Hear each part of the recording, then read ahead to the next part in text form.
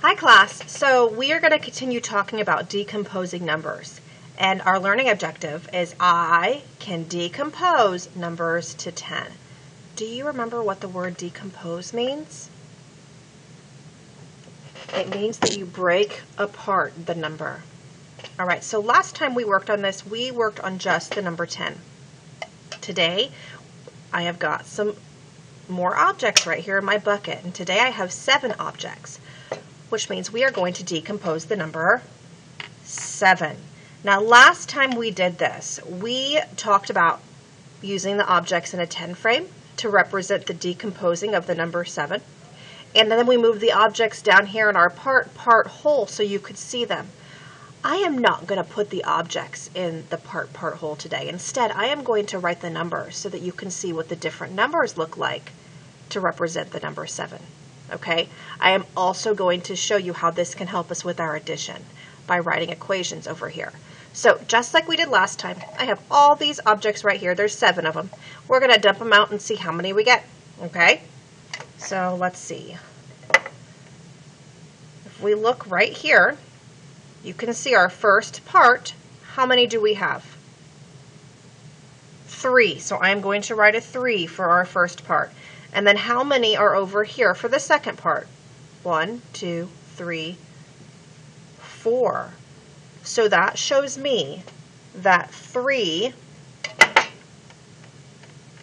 plus 4 equals 7.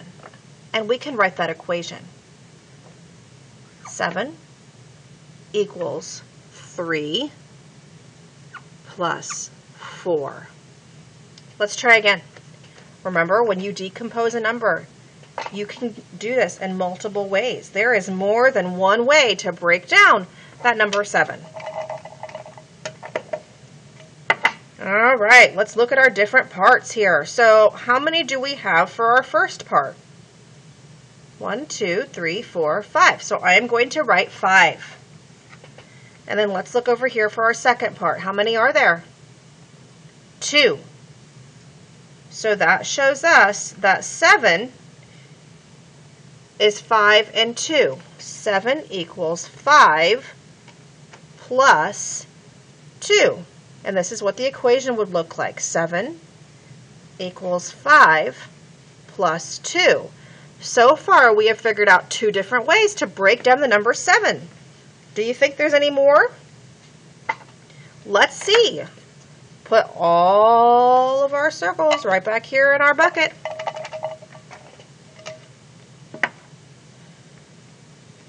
Okay, so here's our first part, and here is our second part. How many are in our first part? 1, 2, 3, 4. What about our second part? 3. So that shows us that 7 equals 4 plus 3. We had one very similar to this at the very beginning because the first part whole we did was 3 plus 4. Well, 3 plus 4 equals 7, but 4 plus 3 also equals 7. Let's try this again. Put those back in there. See if we can get a different way to represent the number 7 by decomposing the number. Oh, we just did that. We've already done 3 plus 4. Let's try again. We're going for a different one. Oh, same thing. Look. 3 and 4. We've already done that.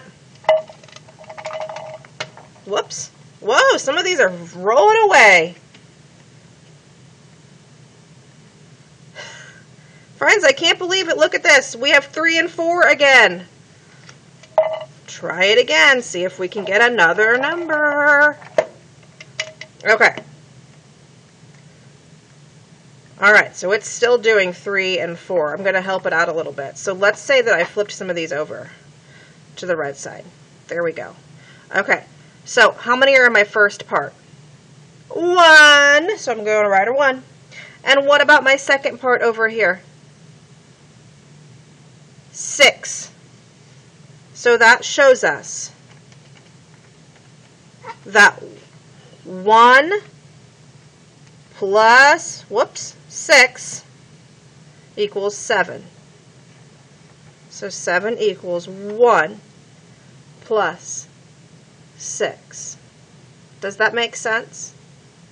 Do you see how we are breaking down the number 7 into all these different ways to see how many different ways we can represent 7? And that is helping us with our addition problems because these two parts equal the whole number. Okay? So far, friends, we have decomposed numbers for the number 7 and the number 10. Now, on Seesaw this week, you will see some assignments where you are going to be working with the part whole and decomposing other numbers from 1 to 10. Remember, to decompose means that you are breaking it apart.